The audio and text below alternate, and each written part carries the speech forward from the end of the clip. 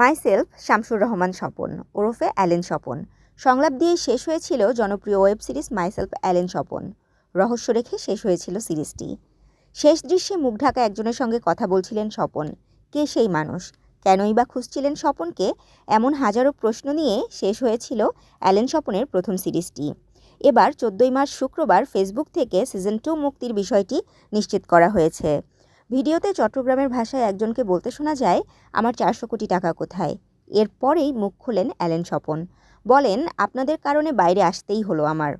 Myself Shamsur Rahman Swapan ওরফে Allen Swapan. চট্টগ্রামের মাদক ব্যবসায়ী থেকে স্বপন কিভাবে হয়ে ওঠে মানি লন্ডারিংয়ের মূল হোতা, সেই গল্প নিয়ে গড়ে উঠেছিল মাইসেলফ অ্যালেন স্বপন সিরিজের প্রথম সিজন।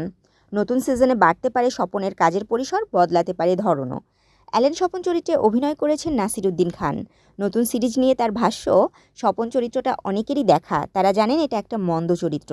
নতুন সিজনে চরিত্রটি আরও ভয়ঙ্কর রূপে হাজির হতে যাচ্ছে।